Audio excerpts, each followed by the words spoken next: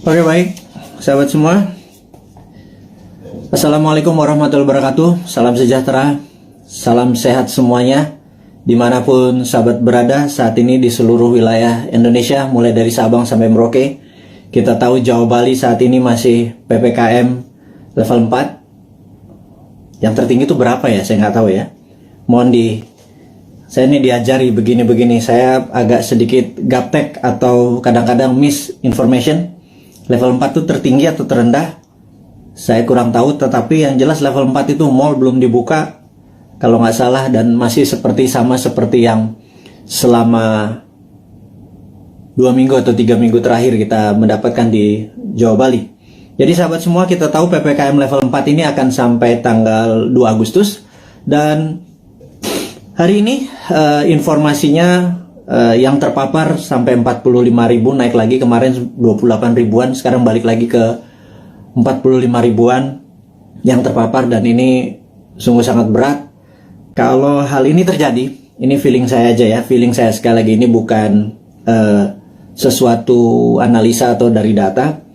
Feeling saya kalau sampai tanggal 2 Agustus tidak juga turun, masih 30.000 sampai 40.000 yang terpapar, maka tujuannya sahabat semua ya, kita belum berbicara yang lain dulu, kita biar memahami kondisi saat ini.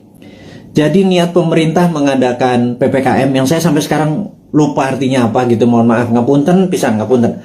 Jadi yang jelas adalah kita waktu awal-awal Juli itu kita terpapar 30.000, 40.000, 50.000. Kemudian pemerintah berharap kalau itu turun sampai di bawah 10.000 yang terpapar per hari, maka itu adalah masa PPKM dilepas dan kita kembali berkehidupan sosial seperti biasa, normal gitu ya. Dan ternyata setelah kemarin PPKM itu gagal membawa ke angka 10.000, kemudian diperpanjang lagi, dan sekarang diperpanjang lagi setelah sampai tanggal 25, 26 diperpanjang lagi, sekarang diperpanjang lagi sampai 2 Agustus. Nah, yang diharapkan adalah dengan PPKM itu adalah pergerakan manusia, human movement adalah di bawah 50%. Tapi kalau bisa 70%. Tapi apa daya, faktanya hanya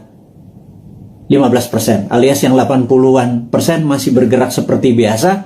Karena itu tidak ada perubahan yang signifikan, walaupun cukup ketat di sana sini membatasi. Tetapi agaknya perut lapar dan kebingungan akan rekening di bank dan kantong menipis itu membuat logika beberapa sahabat kita yang 80% ini nggak bisa diam gitu ya, sangat bisa dimengerti. Dan pemerintah berat sekali kalau masih 15% yang berada di rumah, kemudian dicoba perpanjang lagi, dan faktanya hanya 20%-an yang berada di rumah, alias yang 80%-an masih keluyuran keluar, walaupun makanan, bisnis sudah tidak banyak dibuka lagi. Dan masukan dari beberapa teman yang dulu pada saat di rumah dia pakai Gojek, pakai GoFood, pakai pesan-pesanan online, food online, ternyata rekening bulanannya meledak. Tidak bisa juga dia belanja tiap hari pakai food online, dan ini membuat mereka mengurangi belanja online. Dan yang terjadi adalah banyak pengusaha yang pivot dari manual pindah ke digital, juga tidak dapat penjualan yang baik. Akhirnya banyak orang sekarang masak makanan di rumah. Jadi pebisnis yang tadinya pivot sebentar ternyata tidak survive juga. Itu adalah fakta-fakta yang terjadi. Jadi saya rangkum bahwa yang diharapkan adalah 50% orang berada di rumah, faktanya hanya 15%. Sampai 2 kali perpanjangan PPKM, tidak turun juga sampai di bawah 10.000, masih 40.000 yang terpapar per hari, 45.000 hari ini. Dan kalau begini terus sampai tanggal 2 Agustus, maka kemungkinan besar PPKM ini akan diperpanjang, baik itu di level 4 atau level 3. Cabenya mungkin pedesannya agak berkurang, tetapi kita harus melihat fakta.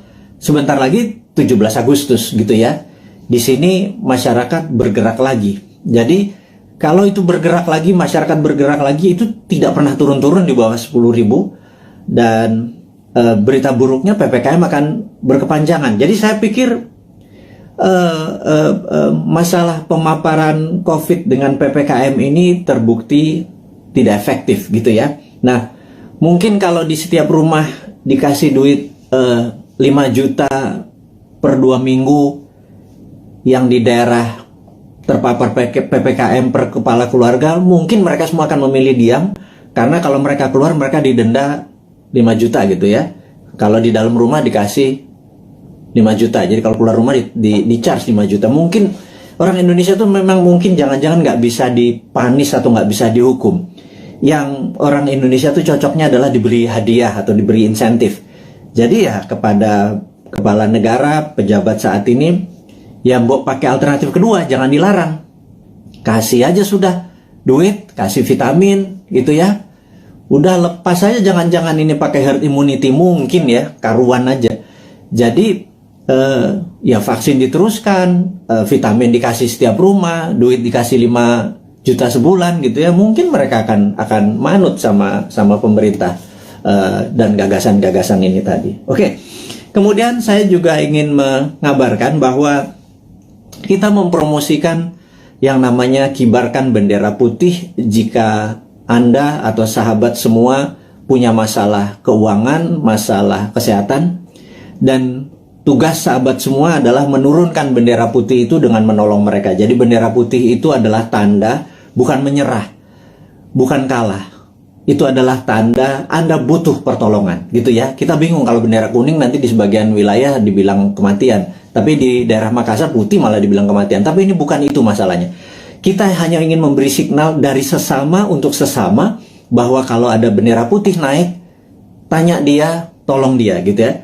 Tetapi saat ini pemerintah dan partai yang mendukung pemerintah agak sensi gitu ya.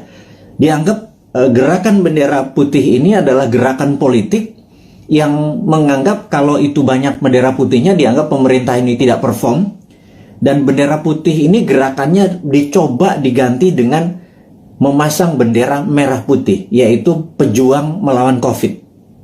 Ini yang saya sedikit heran, kok sensitif banget sih ya pada saat orang atas nama kemanusiaan bergerak dicap mau berpolitik gitu ya. Enggak lah. Kali ini nih politik nomor 5 kali. Nomor 1 adalah humanitarian atau keselamatan sesama anak bangsa. Kalau pemerintah nggak bisa bantu, kita coba bantu dengan berkontribusi menurunkan bendera putih. Jadi bendera putih sekali lagi bukan gerakan politik.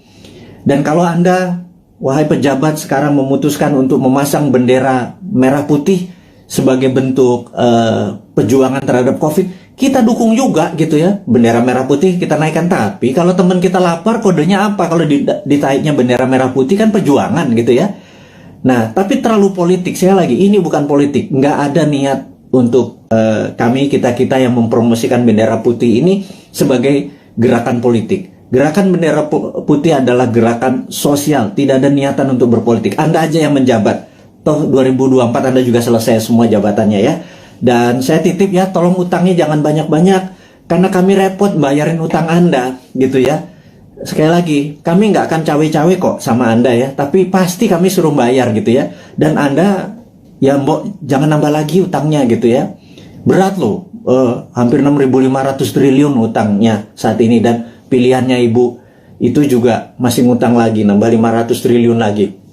Itu kalau hampir berapa ya kalau nanti di akhir masa jabatan, hampir 10.000 triliun. Itu kalau bunganya 5% setahun itu 500 miliar, hanya 500 triliun hanya untuk bayar bunganya. Kasihan Pak, kita nih Pak, New Mind ini Pak, nyaurin utang gitu ya. Anda dapat nama sama pestanya, kita yang nyuci piring Pak. Ya kasihan dikit lah, kasihan dikit buat anak-anak New Mind yang nanti berkuasa ini ya Pak ya. Jadi wahai pejabat, sekarang Anda boleh lakukan apapun, tolong jangan nambah utang gitu ya. Pusing kita nanti bayarnya, anak cucu kita bayarnya. Dan tapi tenang, kalau New Mind berkuasa, Anda nggak diganggu kok, nggak ada masalah legal, nggak masalah buzzer menyerang Anda. Enggak lah. Anda aja yang pakai buzzer itu untuk membunuh karakter orang-orang yang tidak setuju. Silahkan Anda aja. Kita tidak akan balas. Itu bedanya. Kita akan mikul dhuwur mendem jero. Kita mendem rasa kita kita akan kelarkan ini. Tidak ada dendam di antara kita. Bahkan Anda ngutang, monggo, tapi jangan banyak-banyak, karena kita akan nyaur. Tenang ya, saya nggak yakin Anda bisa nyaur atau membayar utang tersebut, tapi New Mind bisa. Jadi sekali lagi, pesan kepada pejabat, Anda masih punya 3 tahun. Bendera putih bukan gerakan politik, bendera merah putih Anda adalah gerakan politik. Anda mau berjuang melawan COVID, kita juga berjuang melawan COVID, kita mau membantu sama, itu adalah gerakan kita. Anda nggak dukung, nggak apa-apa. Anda mau menjalankan 3 tahun lagi, monggo, silahkan, kami nggak cawe-cawe. Tapi pesan satu aja, jangan nambah ngutang ya, gitu, karena repot kalau ngutang diperpanjang. Karena pasti kami yang nyaur, kami yang ini. Anda sekarang silahkan, terus kedua, Anda boleh menggunakan buzzer, silahkan membunuh siapapun yang Anda mau oposisi, Anda mau eksekusi dengan buzzer Anda, silahkan. Tapi nanti jangan harap, kami nggak akan gabung dengan oposisi, kami juga nggak akan gabung dengan itu. Kami anggap semuanya old mind ya, mau oposisi mau incumbent, kami anggap semuanya old mind ya. Sekali lagi kami ulangi, New Mind itu menganggap oposisi saat ini dan incumbent itu adalah old mind. Kenapa kami bilang oposisi itu adalah old mind? Karena sampai sekarang oposisi itu tidak juga memberikan solusi kepada pemerintah. Dan kedua, pemerintah saat ini bengep-bengep berjuang gelundang-gelundung sendirian, keberatan, ditolong, disaranin, gak denger, ya wis, kita cuma bisa ngasih saran, kita nggak pernah ngeritik loh, ngeritik kasih saran, atau ngasih saran sekalian, Anda nggak pakai silahkan, nanti kita pakai gitu ya. Jadi sekali lagi, New Mind itu bukan oposisi, New Mind itu bukan incumbent, New Mind adalah NKRI garis lucu, dah gitu ya. Jadi pesan kami sekali lagi kepada pejabat, jangan pernah ngutang gedean karena kasihan New Mind. Tapi kalau Anda bisanya ngutang, ya monggo, yang penting hidup ini NKRI masih tetap nyambung. Tapi kita akan semangat terus melunasi utang Anda, satu. Yang kedua adalah kita tidak akan cawe-cawe, kita nanti tidak akan punya buzzer gitu ya. Kita akan menggunakan semuanya baik, semuanya terbuka, semuanya pakai tepos seliro. Kalaupun saya nggak ngerti ya, saya mungkin nanti atau teman-teman akan sowan kepada senior-senior itu gitu ya, gimana ngurusnya waktu itu. Tapi yang New Mind tetap kita akan humble, rendah hati, dan tidak punya dendam ya. Itu kita berita yang di awal dialog malam ini, di malam Selasa di tanggal 27 Juli, di mana saat ini Santara alhamdulillah baru berusia 3 tahun, dan kami menyatakan masih perjuangan masih panjang untuk menolong UKM akar rumput. Kami baru saja menyalurkan total 3 tahun itu tidak sampai 200 miliar. Kami membutuhkan UKM yang masih membutuhkan dana, karena sekali lagi kami melihat bahwa UKM lah bisnis yang survive di masa krisis, yang tetap eksis di masa krisis adalah UKM. Terbukti tahun 98 UKM yang survive. Tahun 2008 sewaktu subprime mortgage menimpa dunia, UKM-nya survive. Dan tahun ini, tahun COVID, tahun pandemi, itu pun UKM yang bisa survive. Dan kita tahu UKM saat ini dianaktirikan oleh old mind, karena kita tidak bisa minjam kredit dibatasi, hanya daerah-daerah tertentu, harus punya jaminan dan lain sebagainya. Kalau sahabat punya masalah keuangan dan perlu pendanaan, Anda mau scale up, Anda mau meningkatkan penjualan, mau menambah cabang, apapun itu, yuk UKM datang. Kami, Anda mendaftar hari ini 10.000 UKM pun Santara bisa menelan dan membantu itu semua. Kami akan gulung komeng kerja keras seperti pemerintah saat ini membantu rakyatnya. Kita membantu sisi UKM-nya saja. Kami siap, dan kami tadi rapat semua di keluarga besar Santara untuk mulai hari ini, tanggal 27 Juli 2021, 3 tahun usia Santara. Kami siap tidak tidur siang malam, membagi jam kerja untuk membantu teman-teman agar UKM-nya bisa sukses, eksis di tengah krisis dengan pendanaan. Yang kedua adalah, kita tahu teman-teman investor, teman-teman yang mempunyai portfolio keuangan, kami sangat menyarankan, Anda saat ini mungkin punya tabungan, deposito, mencari tempat investasi. Anda tidak perlu investasi besar yang beresiko, seperti misalnya di dunia properti Anda harus beli tanah dulu, seperti di usaha-usaha yang lainnya. Sementara uang atau modal Anda terbatas, katakanlah kecil, di bawah 10 juta, di bawah 20 juta gitu ya, dimana investasi yang lain besar-besar. Urun dana adalah kita bersama-sama bergandengan tangan membantu UKM. Jadi underlying uang kita adalah UKM, dunia nyata, dunia real. Jadi kalau Anda punya 10 juta, 2 juta, 1 juta, berapapun itu, kalau di deposito nggak ada artinya, ditaruh di ATM atau habis gitu ya, ditaruh di bini apalagi gitu. Nah, cobalah portfolio Anda, keuangan Anda mulai dibagi-bagi. Jadi misalnya letakkan sedikit di UKM Santara. Anda bisa pilih, sebentar lagi listing-listing di Santara itu akan bertaburan. Pilih, Anda pilih sendiri. Di dalam investasi, Santara hanya penghulu. Santara tidak membuat menyarankan ini yang baik, ini yang buruk. Anda sebagai investor lah yang berhak memilih pasangan Anda. Kalau Anda adalah cowok investor, maka UKM adalah ceweknya gitu ya. Cari yang cantik, yang pinter, yang terus belajar gitu ya, untuk jadi pasangan investasi Anda. Jadi saya sangat sarankan kalau Anda berminat menjadi investor di Santara, hubungi nanti di IG-nya Santara, ada nomor investor. Kalau Anda mau invest, Anda nggak usah pikir, wah saya nggak punya duit 100 juta, kita nggak butuh. Sahabat, kita yang butuh adalah uang-uang yang nganggur, yang receh, ketimbang ditaruh di tabungan Anda di celengan babi itu, namanya juga celeng gitu ya. Anda pindahkan aja 1.500.000 uang Anda itu, pindahkan ke UKM. Jadi ada dua hal: satu, Anda bisa dapat dividennya; dua, Anda menolong ekonomi saudara kita sendiri, para UKM. Jadi itulah filosofi Santara dan niat Santara untuk membantu. Dan Santara saat ini kami ingin melaporkan juga bahwa dalam 2-3 tahun ke depan, dan mulai dari ulang tahun yang ketiga ini, kita akan membuat Santara internasional. Jadi Santara Viet di Vietnam, Santara Thai di Thailand, dan Santara Filipina. Itu 3 negara akan kita buat duluan. Jadi kita ingin Santara ini go internasional. Itu kita udah siapkan, kita udah ada mitranya. Jadi bukan hanya Gojek bisa di Vietnam, Santara pun bisa. Karena Santara punya keunikan, ini adalah equity crowdfunding pertama di Indonesia dan terbesar. Dan kita bercita-cita ingin menjadi yang terbesar di ASEAN atau di regional. Dan ini hanya membuktikan bahwa Indonesia bukan jago kandang. Indonesia di bawah New Mind itu ekspor kita. Buktinya Santara, karena di Vietnam, di Thailand, dan di Filipina tidak ada. Jadi kita go global, company kita dari sana ya dong untuk dong ya. Jadi Vietnam untuk Vietnam, Thailand untuk Thailand. Dia hanya pakai softwarenya kita. Dan mereka sangat antusias sekali. Nah, bayangkan kalau nanti ada 10.000 perusahaan Vietnam listing di Vietnam, tapi di Indonesia cuma 1.000. Yang ada masalah adalah orang Indonesianya. Orang Indonesia kakek mikir kali ya. Banyakan mikir, banyakan analisa, kepinteran kali ya, jangan-jangan. Karena itulah saya pikir ke depan, mbok kurangi mikir gitu ya.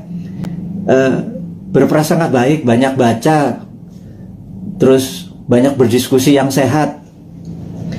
Jangan ngikuti buzzer nggak buat kita pinter gitu ya. Buzzer membuat kita hanya jadi kuda-kuda terus, curiga terus gitu. Jadi sahabat semua, kita lanjut lagi. Santara Go Internasional ini dikawal oleh seorang profesional yang khusus untuk melaksanakan di bidang internasional ini. Dan kami serius sekali untuk membuat Santara menjadi perusahaan regional gitu ya. Kemudian ada lagi yang menarik. Santara adalah satu-satunya yang maaf agak meler ini. Jadi Santara satu-satunya saat ini yang siap dengan secondary. Secondary itu begini. Kalau Anda invest, Anda ingin exit, itu exitnya bisa di secondary. Jadi investasi itu ada dua. Satu dari dividen. di mana Anda dapat benefitnya, dividen. Dua adalah kenaikan dari nilai saham tersebut. Dan kenaikan nilai saham tersebut bisa Anda lepas di mana? Di secondary market. Jadi kalau Anda misalnya saat ini di IDX atau di Bursa Efek Indonesia, Anda membeli saham katakanlah BCA gitu ya, harganya lupa saya sekarang berapa, 30.000 atau 29.000 kali. Begitu Anda membeli, suatu hari harganya menjadi 30.000 atau 31.000, ada untung 1.000-2.000 perak. Anda selain dapat dividen dari BCA, Anda juga bisa exit, dapat 1.000 atau 2.000 rupiah per lembar saham yang Anda beli. Jadi Anda dapat capital gain-nya gitu ya. Nah, capital gain itu eksekusinya ada di secondary market. Jadi kalau Anda sekarang pemain kripto, Anda Doge, Anda beli Bitcoin di harga dari langit misalnya 100 juta, sekarang harganya 101 juta, Anda jualan untung 1 juta. Itu namanya secondary market. Anda melepas secondary market. Nah, sebentar lagi Santara akan meluncurkan secondary market. Izin kita dari OJK sudah lengkap. Jadi bisa dibayangkan saat ini ada 1 juta sahabat kita yang bermain di kripto gitu ya. Uangnya tentunya saham-saham internasional.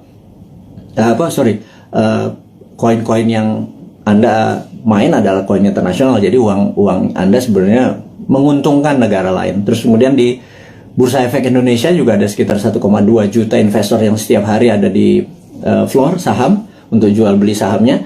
Dan kita berharap sewaktu Santara secondary-nya dibuka, itu adalah teman-teman yang portfolio keuangannya tadi bermain mengharapkan capital gain, Anda bisa menolong UKM karena yang Anda beli adalah saham UKM. Benar-benar ada sektor realnya, yaitu membantu sahabat UKM di Indonesia. Dan apa yang terjadi kalau di Vietnam, Thailand, dan Filipina kita bisa bersama-sama, ini terlalu mulus kalau kita bilang sekarang ya. Anggap 3-4 tahun lagi lah sampai 2026, 2027. Itu kita akan menjadi the biggest bursa UKM di dunia. Dan ini akan membuktikan bahwa Indonesia sekali lagi bukan jago kandang. Indonesia memang layak 2045 menjadi superpower country. Sekali lagi, Indonesia tahun 2045 layak menjadi superpower country. Sayangnya saat ini ya, sudah 20 tahun kita dipimpin oleh 3 kepala negara. Kita belum juga per hari ini menjadi negara superpower ya. Saya sengaja membuat kata-kata ini untuk semua berpikir, bukan mengkritik, bukan ngeledek, bukan nyinyir, tetapi sebuah realita. 3 tahun kita dengan Ibu Mega, kemudian 10 tahun kita dengan Pak SBY, kemudian ditambah saat ini Pak Jokowi 7 tahun. Jadi total 20 tahun. Pertanyaannya, apakah Indonesia sudah menjadi negara superpower dalam 20 tahun? Jawabannya, kita masih negara pengimpor, kita masih negara penghutang, kita masih bergantung yuan dan dolar. Apakah itu dikatakan negara superpower? Gitu ya. Defisit neraca perdagangan kita sama Tiongkok membesar gitu ya. Produsen kita juga bukan barang-barang yang nilai tambah, tetapi masih bahan baku atau komoditi. Apa yang terjadi? Ini loh yang kita mau tanya. Wahai sahabat semua, yuk kita mikir bersama ya. Kita mikir bersama. 20 tahun kita sudah dipimpin oleh pemimpin besar. Ibu Mega adalah pemimpin wanita yang powerful. Pak SBY gitu ya, juga sangat powerful. 10 tahun dia memimpin. Kemudian Pak Jokowi juga sangat powerful. Sudah 7 tahun dan masih 3 tahun lagi. Total 20 tahun saat ini. Pertanyaannya kita, apakah sudah jadi negara superpower? GDP per kapita waktu Bu Mega itu adalah 1.700. Kemudian sama Pak SBY dibikin sekitar 3.700. Kemudian saat ini Pak Jokowi naik 15% lah. 7 tahun naik 15%. Jadi sekitar 4.000-an gitu ya. Kalau Pak SBY naiknya 220%. Kemudian Bu Mega naik sekitar 15% 3 tahun. Jadi saat ini kita ulangi lagi. Apakah Indonesia menjadi negara superpower selama 20 tahun 3 presiden ini berkuasa? Nah, kemudian di 2024 para calon-calon yang ada itu genre politiknya adalah mirip dengan ketiganya. Misalnya kita sebut aja Pak Prabowo ya, dia adalah ke Ibu Mega gitu ya. kemudian ada AHY mungkin ya, itu dia ke arah Pak SBY. Kemudian ya ada nama-nama seperti Pak Ganjar, Erick Thohir dan lain sebagainya, seperti istana sekarang atau Pak Jokowi genrenya. Apakah dengan mereka menjadi presiden 2024 sekarang yang ada di etalase politik sekarang ini, apakah selama 20 tahun ke depan akan membuat Indonesia menjadi negara superpower? Tanya deh, gitu ya. Anda kan ngefans tuh ya sama Pak Ridwan Kamil, ngefans sama Pak Ganjar. Nggak salah ngefans sama mereka. Saya juga ngefans loh, teman saya semua gitu ya. Tanya 5 tahun dengan mereka, 10 tahun dengan mereka itu akankah membuat Indonesia menjadi negara superpower gitu ya. Nah, pertanyaan berikutnya. Emang ada negara dalam 20 tahun menjadi negara superpower gitu ya? Itu kan, ini Sontoloyo ngomong doang lu si Bosman ini, emang ada negara dalam 20 tahun menjadi negara superpower? Oke. Saya ini membaca buku saya pembaca buku cukup gila gitu ya, dan dari video IG live terakhir dan hingga saat ini saya lagi membaca buku Deng Xiaoping the Transformation of China dari Ezra Vogel. Bukunya 700 halaman, saya baru baca 500 halaman. Very powerful sekali Deng Xiaoping ini. Dan ini yang saya mau ceritakan, apakah dalam 20 tahun emang ada negara menjadi superpower? Oke, jawabannya adalah begini. Sahabat semua, di tahun 1918 Perang Dunia Pertama berakhir. Dan disitulah Jerman kalah perang. Jerman harus menanggung hutang atau biaya Perang Dunia Pertama yang rusak tadi ke negara pemenang perang. Jadi sudah Jermannya miskin, Jermannya harus membayar kerusakan yang dia buat. Jadi Jerman kalahnya 2. Udah rata tanah di Jermannya, Jerman harus bayar utang. 1918. Kemudian 1933 Jerman menyerang Polandia. 36, 39 masuklah Perang Dunia Kedua gitu ya, sampai tahun 45. Udah, kita sederhanakan aja. Dari 1918 sampai 1938 itu 20 tahun. Jerman menjadi negara superpower. Betul nggak? Dia bisa mengalahkan Eropa kok dalam 20 tahun dari negara miskin, dari nol.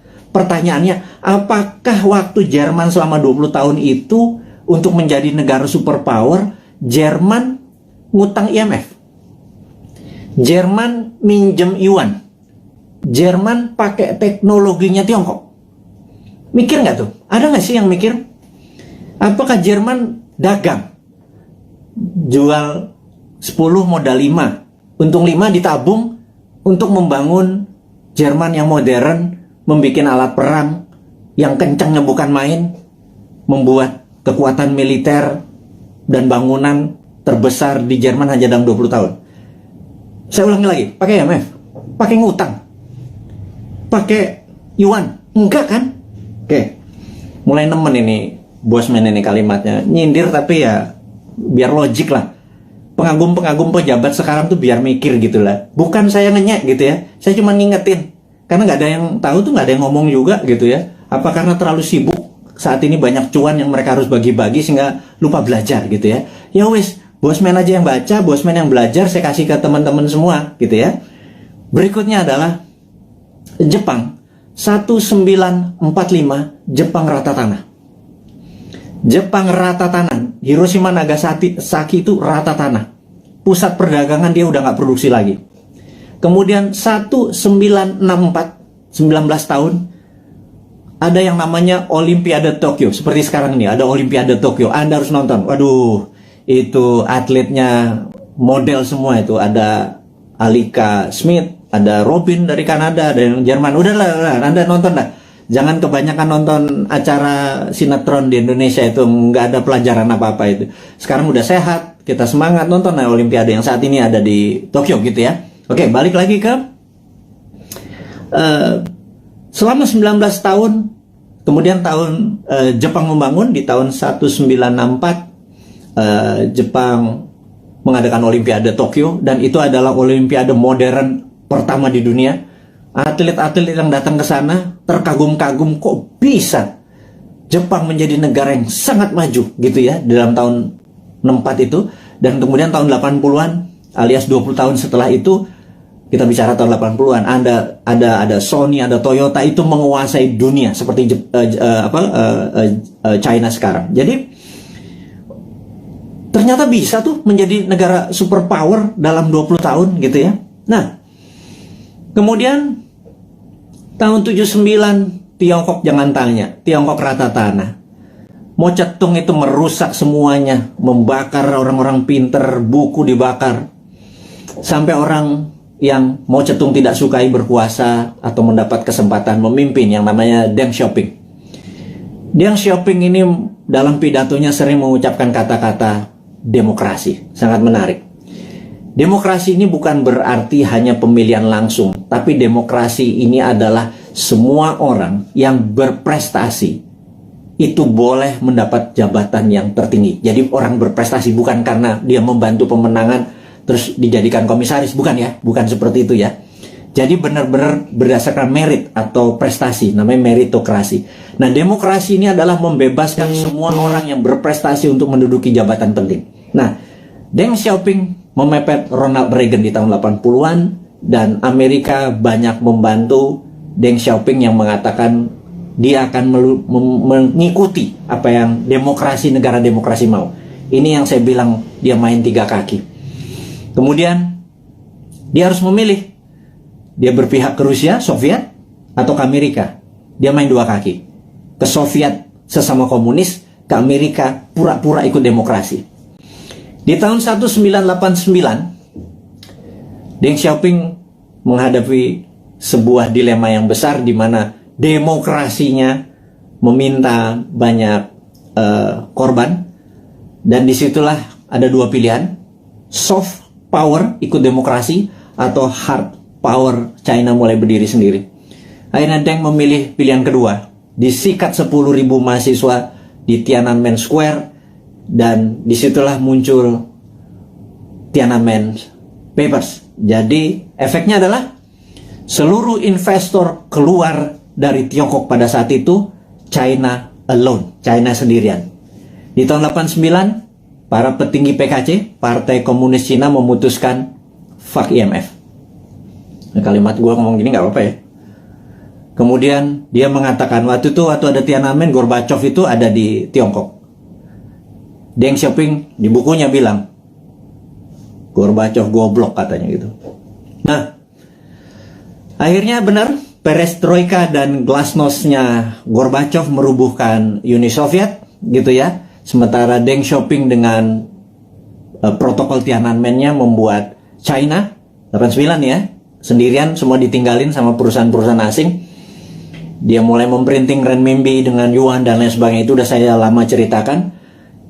Puncaknya adalah tahun 2008 pada saat Olimpiade Beijing. Jadi tahun 1989 sampai 2008 adalah 19 tahun. Oke, kita buletin aja. 20 tahun. China menjadi negara superpower. Sekali lagi, sejak saat itu sampai sekarang 20 tahun kemudian 2013, China punya policy mulai ofensif, mulai menyerang, mulai keluar untuk membuktikan kedikjayaannya dia. Selama 3.000 tahun, Tiongkok adalah negara trader terbesar di dunia. 200 tahun terakhir, Eropa masuk ke Shanghai, ke Beijing, dikasih narkoba, opium, membuat goblok orang-orang Tiongkok, dan membuat Deng Xiaoping bilang, kita harus merebut balik. Kemudian apa yang terjadi 20 tahun setelah tahun 89, tahun 2008 adalah puncak ekonominya Tiongkok, dan sekarang dia terus berjalan. 20 tahun kemudian, dalam 40 tahun, Tiongkok kembali menjadi negara trading terbesar di dunia dan negara kedua terkaya setelah Amerika.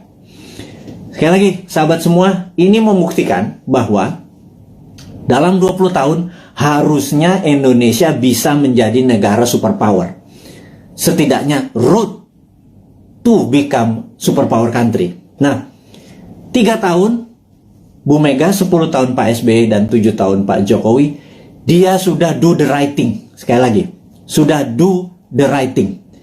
Ke depan, 20 tahun ke depan, sampai 2045, Indonesia untuk menjadi negara superpower, apakah genre old mind Anda masih mau pakai? Kalau Anda pakai ya silakan, karena ini kan demokrasi, gitu ya. Tetapi kalau Anda mau memakai new mind, ini persis seperti apa yang Tiongkok lakukan, seperti Jerman lakukan, seperti Jepang lakukan. New mind punya konsepnya. Monggo, yang menjadi presiden yang sekarang ada di etalase, monggo. Tetapi kalau mau pakai konsepnya new mind, kita sudah lengkap. Inilah sahabat semua, sahabat-sahabat Bosman, kaum Sontoloyo dari Republik Sontoloyo ini. Saya minta Anda semua sekarang mempromosikan ini semua. Bukan karena Bosman mau jadi presiden. Enggak, lupakan. Enggak penting. Yang penting kita cuma sejahtera. Untuk sejahtera itu harus punya konsep menjadi negara besar di tahun 2045. Gitu ya. Nah, untuk itu sekali lagi sangat rinci.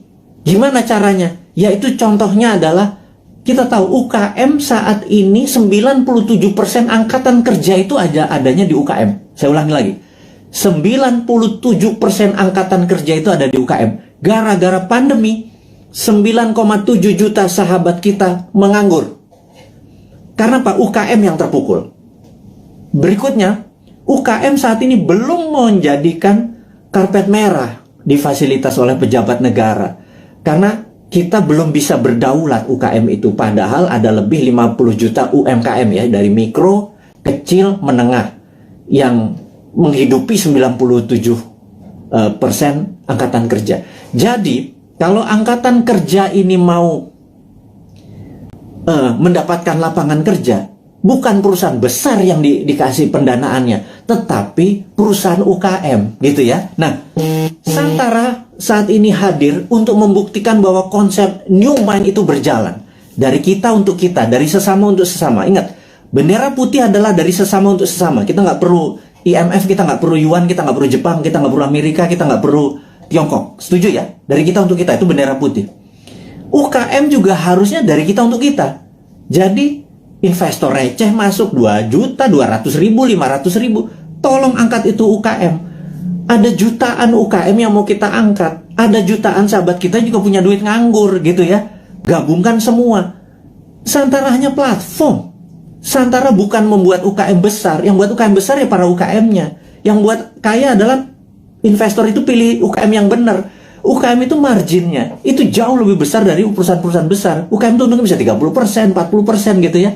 Dan inilah yang saya harapkan teman-teman portfolio keuangan Anda. Sekali lagi, bagilah kalau Anda punya 10 juta, 9 juta Anda taruh dimanapun boleh. 10%-nya taruh deh di UKM. Anda membantu UKM, 10% membantu UKM. Kalau saat ini uang beredar adalah 6.000 triliun, 10%-nya masuk ke UKM atau 60 triliun. 60 triliun itu untuk menghidupi UKM itu adalah dari kita untuk kita. Itu kita negaranya berdikari. Nggak kita jadi ekspor, kita nggak ngutang gitu loh. Nah, sahabat semua, di ulang tahun Santara ketiga dengan berapi-api si Bosman Sontoloyo ini, ngapunten minta izin tanpa niat menyinggung siapapun, tetapi kita mengkritik diri kita sendiri bahwa yuk 20 tahun kita ucapkan terima kasih kepada pemimpin-pemimpin kita yang telah membawa kita ke saat ini. Kita masih utuh negaranya. Dan ke depan kita harus mempunyai konsep baru. Konsep baru ini adalah yang kita akan lakukan adalah membangun akar rumput, gitu ya. Membangun akar rumput ini adalah bisnis akar rumput kita bantu, adalah investor akar rumput kita bantu. Jadi itu adalah informasi. Dan ini terakhir berita internasional. Jadi ada 3 step tadi ya, lokal tentang pandemi, bahwa kita belum melihat pandemi ini akan berakhir sampai habis 17 Agustus sampai Agustus, belum melihat. Kalau ditambah tadi masih itu, jadi kita harus melakukan strategi-strategi.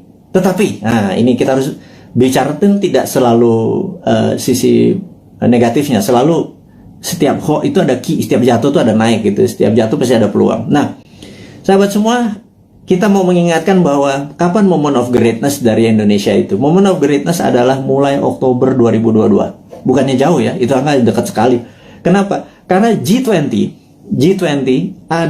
akan diselenggarakan bulan Oktober di 2022. G20 ini adalah government 20 negara akan hadir, di mana saat itu ini adalah moment of greatness dari bangsa Indonesia untuk membuktikan bahwa kita negara yang layak untuk dijadikan tuan rumah. Dan pada saat itu kita harus menyiapkan, sahabat semua, menyiapkan sesuatu untuk momen sebesar ini itu tidak semalam atau 2 malam. Itu menyiapkannya dari sekarang ini. Jadi peluangnya besar sekali.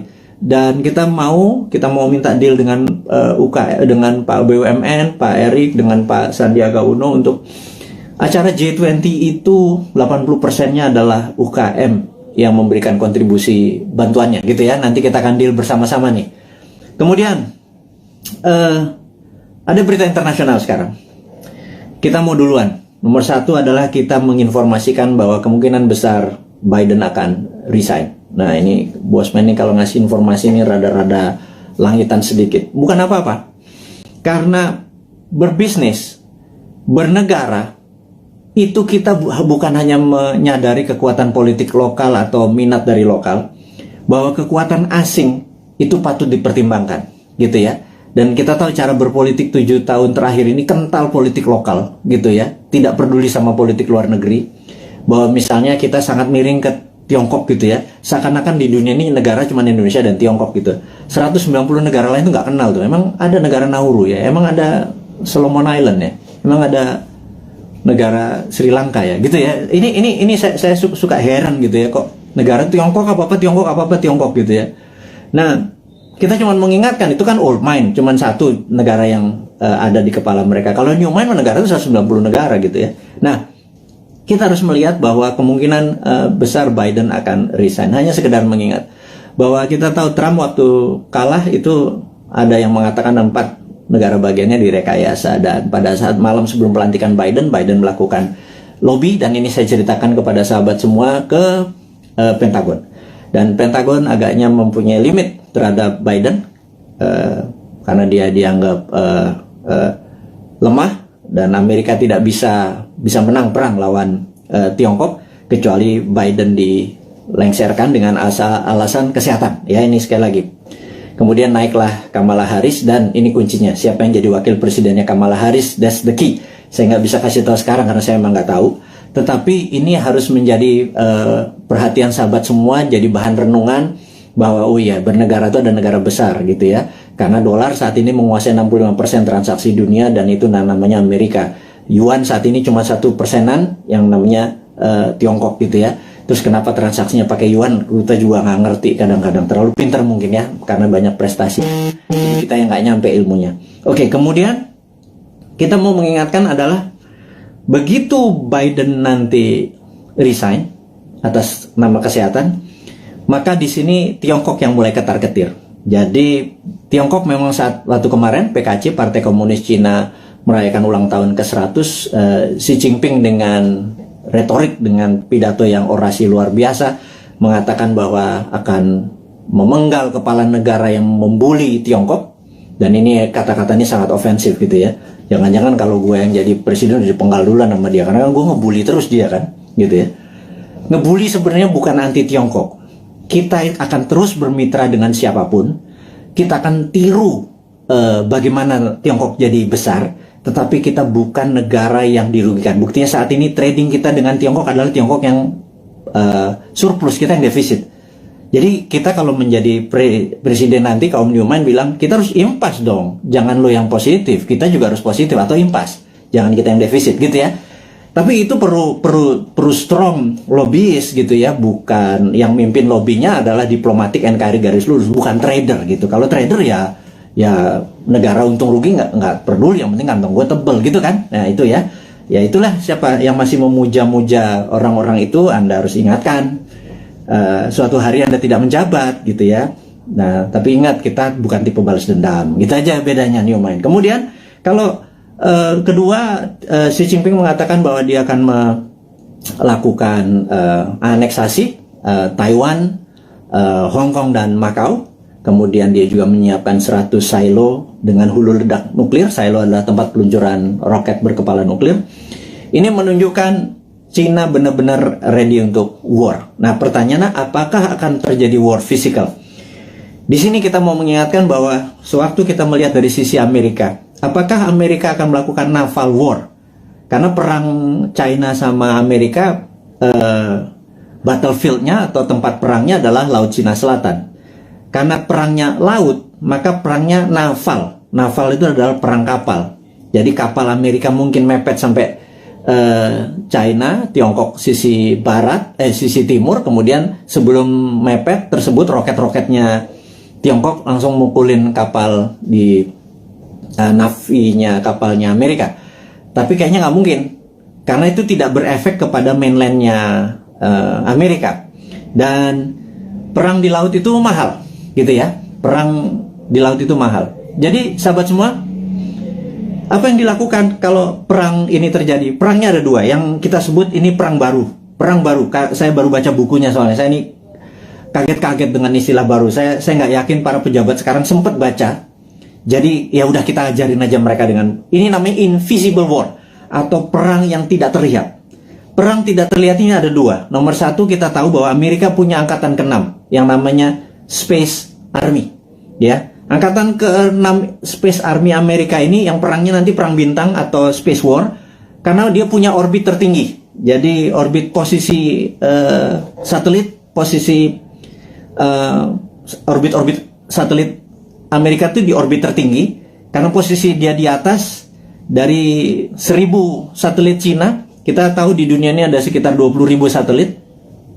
60% adalah milik Amerika. Cina cuma 1000. Itu ditembakin semua satelitnya dari pakai laser magnetic beam yang Amerika saat ini punya. Itu pasti China shutdown itu, gitu ya. Kemudian kita mau mengingatkan lagi, invisible war kedua adalah pandemi, gitu ya. Jadi dihajar dengan pandemi di sisi bawah, di atas, di yang tidak kelihatan juga di sisi battle space, perang udara. Nah, teman-teman, apapun yang terjadi perang antara gajah, dua gajah itu jangan Pelanduk mati di tengahnya, jangan Indonesia mati di tengahnya. Karena itu kita selalu menantang old mind ini. Punya plan B nggak? Gitu ya. Sekali lagi, punya plan B nggak kalau benar-benar ini terjadi? Karena kapanpun bisa terjadi. Anggap tidak terjadi, tapi kan plan B tetap harus punya, gitu ya.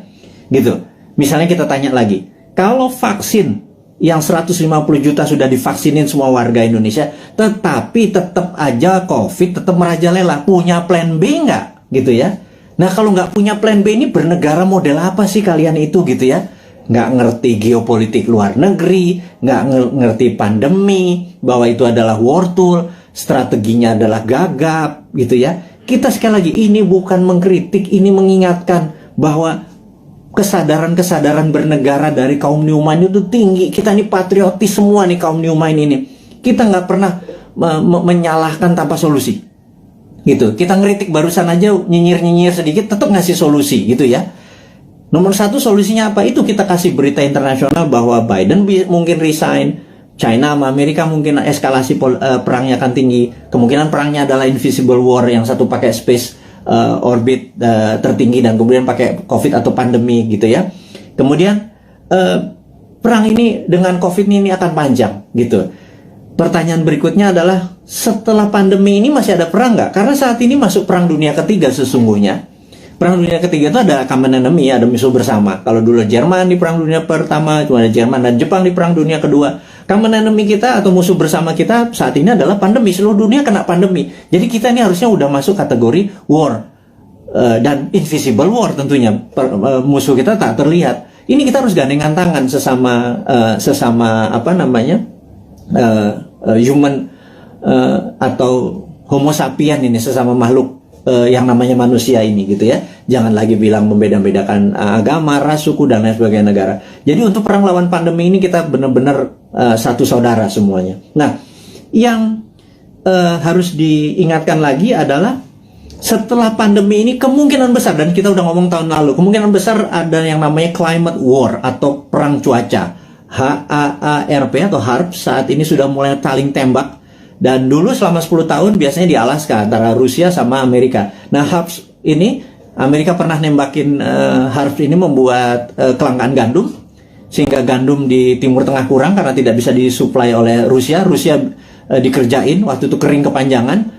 Kelaparannya di Timur Tengah membuat peristiwa Mesir terjadi, gitu ya. Ini semua ada relasinya dan sudah berhasil merubah. Jadi climate war ini akan membuat kelangkaan pangan. Nah, itu dunia ya, bukan Indonesia saja. Indonesia ini punya kelebihan, yaitu punya 2 musim. Musim hujan, lupa gua. Musim durian juga masuk harusnya ya. Musim kawin segala macam, lupa gua. Jadi bukan musim hujan dengan musim kemarau saja. Indonesia ini 90% wilayah yang mengandung air, H2O maksudnya. Kemudian alamnya ada vulkanik, tektonik, dengan setiap saat Allah memberikan, alam memberikan pupuknya. Kemudian kita juga memiliki laut yang menghasilkan ikan. Kita ini komplit sehingga Indonesia bisa menjadi, seharusnya kalau di bawah New Mind nanti, Indonesia menjadi the biggest food country. Kita akan banyak membangun food estate. Itu adalah solusi. Dimana pada saat selesai pandemic war, perang ini, kita akan menghadapi perang cuaca atau climate war, dan kita harusnya menjadi rule the world dengan cara itu. Jadi 2045 Indonesia benar-benar menjadi negara superpower gitu ya. Itu kita kasih bocoran-bocoran seperti ini terus untuk mengingatkan bahwa udahlah 20 tahun ke depan bisa Indonesia menjadi superpower, tetapi tidak bisa dengan cara old mind, dengan cara new mind. Ini loh konsepnya new mind. Kita berikan papersnya, kita berikan konsepnya, kita berikan orang-orangnya juga. Kalau Anda nggak, ini kita sepaket kok. Kita sering diskusi, kita banyak, ada sekitar 50-an sahabat-sahabat Bosman, berapa profesor segala macam. Terus saya bukan sendirian. Mana mungkin sih saya bisa buat video setiap hari segitu banyak, dan ilmunya adalah ilmu terupdate. Itu kalau nggak dengan profesor-profesor yang berada di sekeliling saya yang benar-benar mencintai tanah air ini dan benar-benar memahami geopolitik dan geostrategi. Itulah para kontributor yang terus membuat New Mind selama 3 tahun ke depan menjadi pintar. Yang saya harap sih sebenarnya saat ini kan masih 3 tahun, yang old mind minggir, sekitar 30 menteri minggir, menteri-menteri New Mind masuk gitu ya. Tapi ya benar-benar harus versinya New Mind. Nomor 1 misalnya BI kita bubarin, di bawah masuk di bawah Menteri Keuangan, jadi Dirjen Moneter gitu ya. Waduh, kalau kayak gitu mah waduh, kita printing money, kita kasih ke UKM produksi tentunya, bukan UKM non produksi, UKM produksi dulu supaya nggak terjadi inflasi. Inflasi adalah kalau uang beredar tidak sama dengan produksi. Jadi uang beredar harus sama dengan produksi. Berapapun uang dicetak selama produksinya sama, tidak ada inflasi. Kecuali ilmu lama ya, ilmu supaya kita ngutang terus dengan IMF itu nggak boleh printing money. Yaitu ilmunya old mind. Monggo silahkan, masih 3 tahun lagi. Atau mau sekarang mau dibantu sama kita boleh. Minggirlah 30 orang itu, atau minggir semua kabinetnya.